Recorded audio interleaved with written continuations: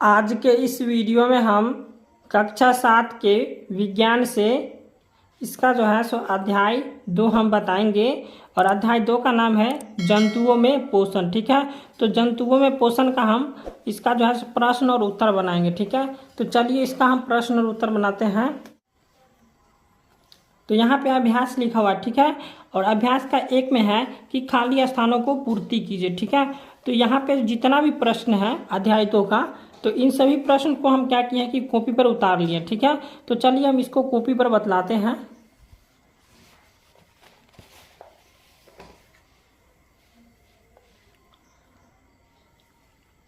देख लीजिए यहाँ पे अध्याय 2 जंतुओं में पोषण, और इसका जो 1 नंबर था वो था खाली स्थान को पूर्ति कीजिए। ठीक है, तो 1 का ए में है मानव शरीर की सबसे बड़ी ग्रंथि जो है सो यकृत होता है। ठीक है, अब बी में है मनुष्य में भोजन का पाचन मुख्य गुहिका में शुरू होकर बड़ी आंत में पूरी होती है। ठीक है, अब सी में है अमाशय में हाइड्रोक्लोरिक अम्ल एवं पाचक रस का स्राव होता है जो भोजन पर क्रिया करते हैं। ठीक है,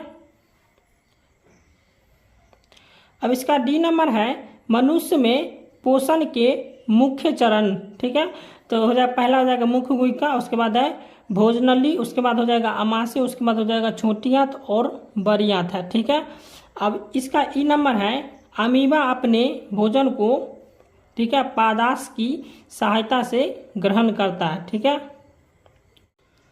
अब प्रश्न संख्या 2 है सही विकल्प पर चिन्ह लगाएं। ठीक है, तो यहाँ पे प्रश्न संख्या ए में है, ठीक है, कि कुतरने में सहायता करने वाला दांत कौन है।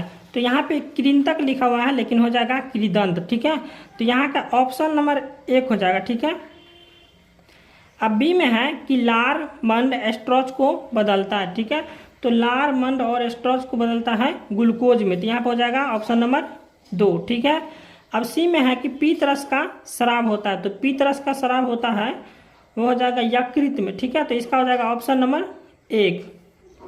अब डी में है वसा का पूर्ण रूपेण पाचन होता है, तो वसा का पूर्ण रूपेण पाचन कहाँ होता है, तो यह हो जाएगा छोटी आंत में। ठीक है, प्रश्न संख्या ई है जल का अवशोषण मुख्यतः होता है, तो जल का अवशोषण मुख्यतः होता है वो हो जाएगा बड़ी आंत में। ठीक है, तो यहाँ पर हो जाएगा ऑप्शन नंबर 2। ठीक है, प्रश्न संख्या 3 है सत्य और असत्य कथनों को चिन्हित कीजिए।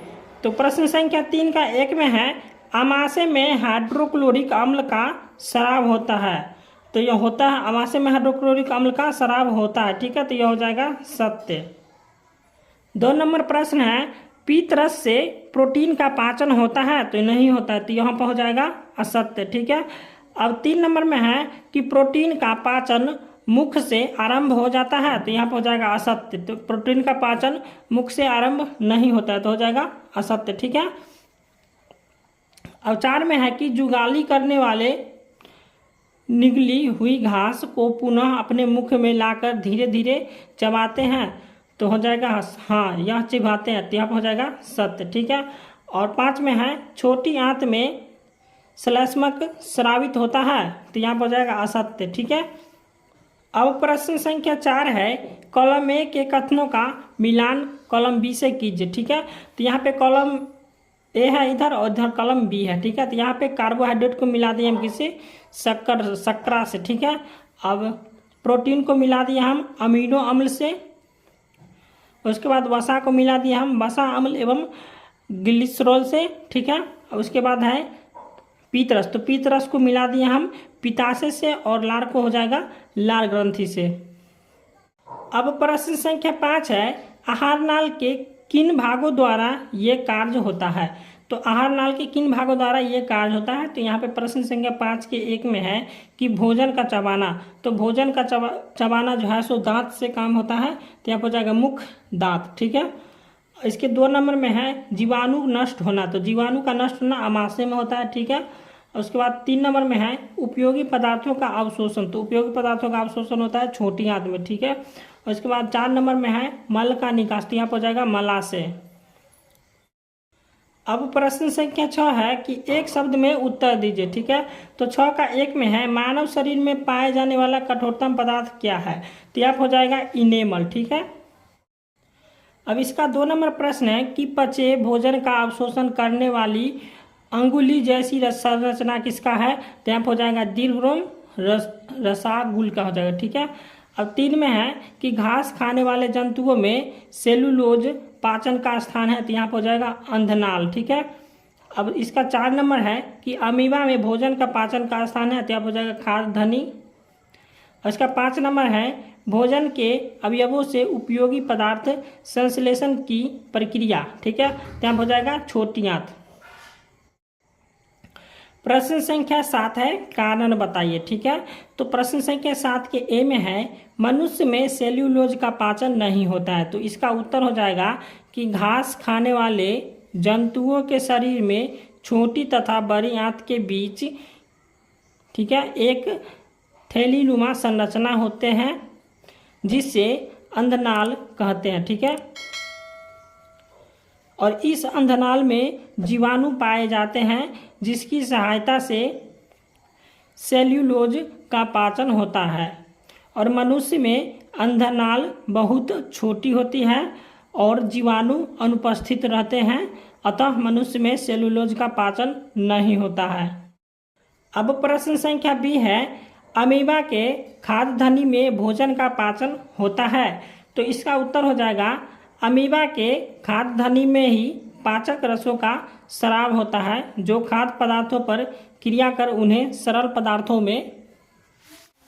पदार्थों में बदल देते हैं, और इस प्रकार पचा हुआ भोजन धीरे धीरे अवशोषित हो जाता है और बिना पचा हुआ पदार्थ खाद्यधनी से होकर कोशिका द्वार बाहर निकाल दिया जाता है। ठीक है, तो यही हमारा प्रश्न संख्या बी का आंसर हो गया। अब प्रश्न संख्या सी है। ठीक है, प्रश्न संख्या सी है कि वायु नली तथा भोजन नली का संबंध ग्रसनी से है, फिर भी भोजन वायु नली में नहीं जाता है, तो इसका उत्तर हो जाएगा श्वास नली के ऊपर एक मांसल संरचना होते हैं। ठीक है, और जिसे इपिग्लोटिस कहते हैं। ठीक है, और यह वाल्व का काम करती है। जब हम भोजन ग्रहण करते हैं तो यह श्वास नली को ढक लेता है, यहाँ पर ढक लेती है तथा भोजन नली में चला जाता है। ठीक है, तो यही हमारा सी का आंसर हो गया। अब प्रश्न संख्या 8 है छोटी आंत में किन ग्रंथियों के स्राव आते हैं और पाचन में उनकी क्या भूमिका है। ठीक है, तो यहाँ पे 8 का उत्तर हो जाएगा ए का कि छोटी आंत में यकृत से पीतरस स्राव होता है जो पाचन में महत्वपूर्ण भूमिका निभाते हैं। ठीक है, अब 2 में है छोटी आंत में अग्न्याशय की रस स्राव होता है जो प्रोटीन को कार्बोहाइड्रेट और वसा पर क्रिया कर उन्हें सरल रूपों में बदल देता है। ठीक है, और इसका 3 नंबर है छोटी आंत की दीवारों से आंत रस स्राव होता है और आंशिक रूप से पचे हुए भोजन पर क्रिया कर उसे पूर्ण रूप से पचा देता है, तो यही हमारा 8 का आंसर हो गया। प्रश्न संख्या 9 है अमीबा में पोषण की प्रक्रिया मानव से भिन्न है, कैसे, तो इसका उत्तर हो जाएगा मनुष्य भोजन के मुख से ग्रहण करता है जबकि अमीबा में भोजन का अंतर्ग्रहण पादाश की सहायता से होता है, और मनुष्य में पाचन तंत्र होता है जहां भोजन का पाचन होता है, जबकि अमीबा में भोजन का पाचन खाद्यधनी में होता है। ठीक है, तो यहाँ पे अब प्रश्न संख्या 10 है मनुष्य में पाए जाने वाले दांत तथा उनके कार्यों को लिखे। ठीक है, तो यहाँ पे 10 का उत्तर हो जाएगा मनुष्य में पाए जाने वाले दांत तथा कार्य इस प्रकार है। तो यहाँ पे जो है सो मनुष्य में पाए जाने वाले दांत 4 प्रकार के होते हैं। ठीक है, पहला आ जाएगा कृंतक जिसको कहते हैं कीदंत, इसका हो जाएगा काटने का काम है इसका, और 2 में है रदनक, इसका फाड़ने का काम है, और 3 में है अगर चवर्णक जिसका पीसने और चबाने का काम है, और 4 में है चवर्णक जिसका पीसने और चबाने का कार्य है। ठीक है।